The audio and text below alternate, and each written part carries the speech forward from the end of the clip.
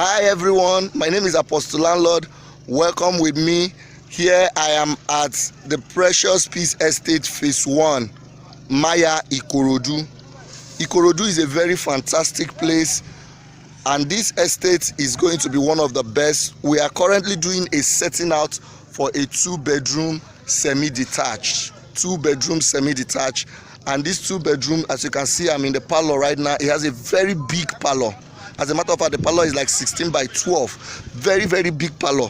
And this property is going for 9 million naira if you're doing within the 6 months and 18 months. And it comes with a free plot of land in Precious Peace Estate Phase 2. And also too, it comes with a solar system. Solar to power this house.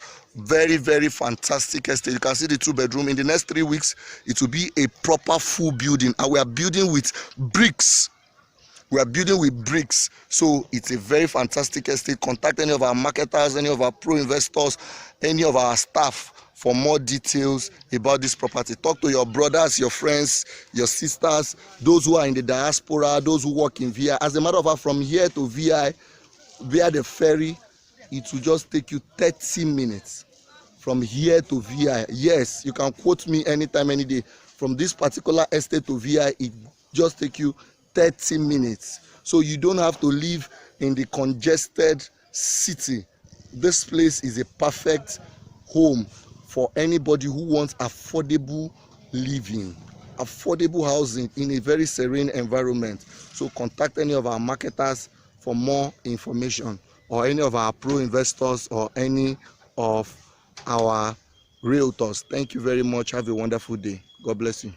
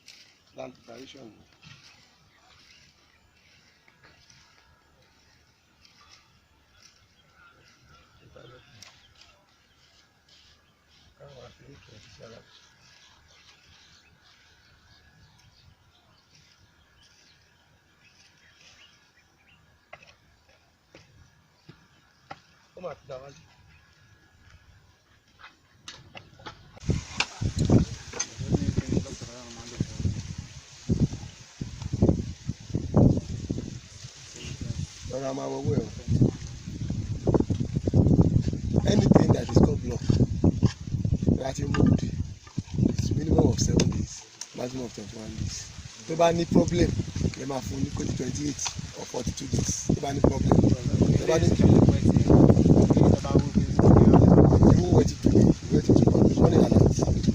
for 7 days, for the first 7 days. Why can't this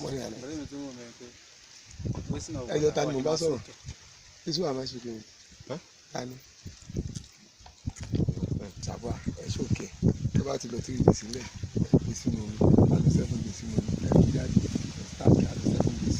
Then come on, then they add this money. Did you get it? But you can't do big stuff like that.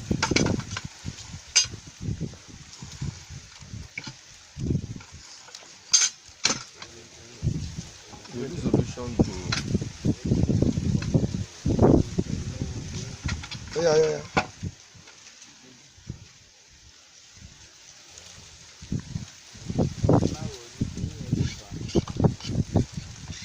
Attention to detail. I see that this machine is faster. It's faster because it's...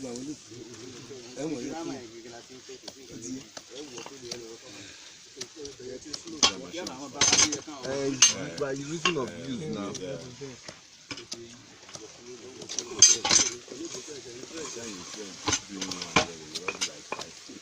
All these things, and there was nothing on this surface. Once something there, it increases the size.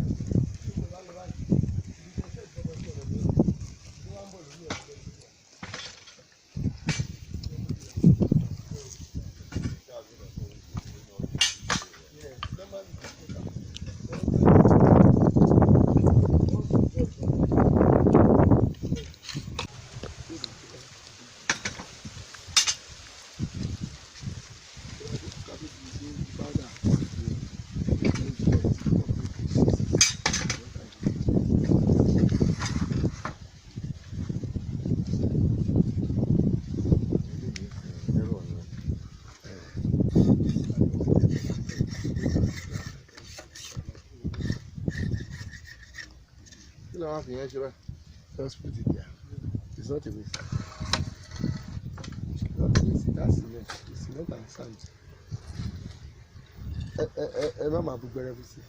Don't bugere bisi.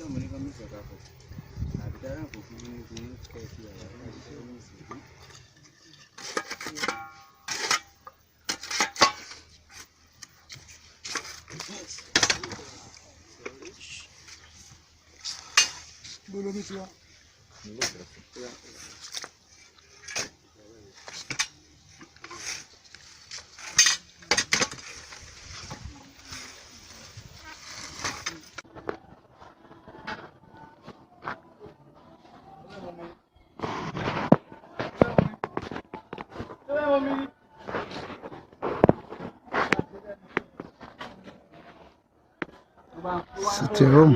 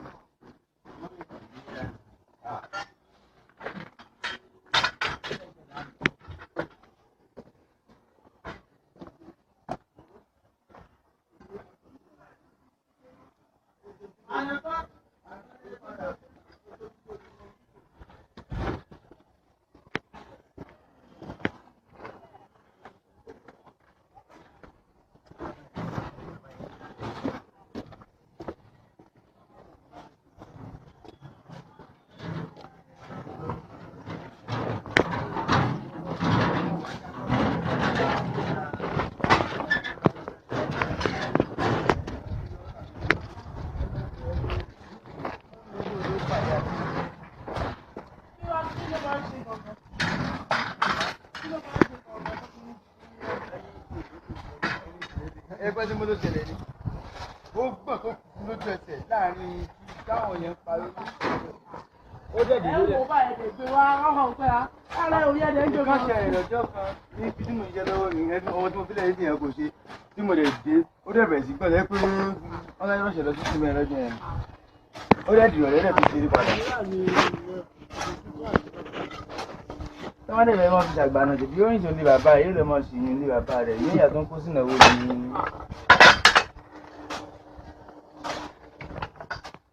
Dájú àjọlá òní rẹ̀ kẹ́ gbé kámẹ́rà wà kẹ́ ya ní tata ìlú pẹ̀lú ẹ̀yìn lọ́dún. Òótọ́ mà ní. Mo sì lè ní káwọn ọmọ bá mi gbé wá tán bá ti ń bọ̀. Ní mo ṣe ní tata ìlú. Mr. Tairu, ọ̀gá ní kẹ́ fún fọ́tò wá. Màá kó owó wá. Nígbà wo? Ẹ wo bí láìtẹ̀láì wọ́n ní ìdìbò suspension. Ìdí ní pé wà ní kó wá ní. Ẹ sanwó fún irú ọjọ́ Sátọ̀dé yẹn. Ṣe reprint. Irú ọjọ́ Sátọ̀dé yẹn àbá fọ́tò ẹ gbà ó ẹ bá kó fọ́tò ọ̀gá mi wá o nǹkan o.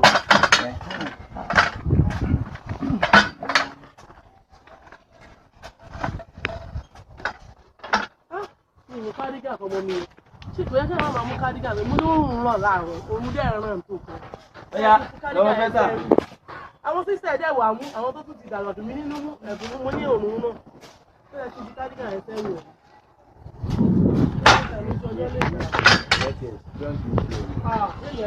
Àpùkà ẹ̀gbọ́n ẹ̀yẹ. Àti bí Dáàdi rẹ̀ kí ló máa ń pẹ́ jù rẹ̀? àti bí ọmọdé. Ṣẹ́gun ẹ̀ làpùkà. Wait, Àpùkà ní ìṣe aláwọ̀ ọmọ mi lọ àwọn ìwà ṣe àpùkà náà ṣe ẹ̀bùn yẹn. Ẹ̀bùn yẹn ti sponsor.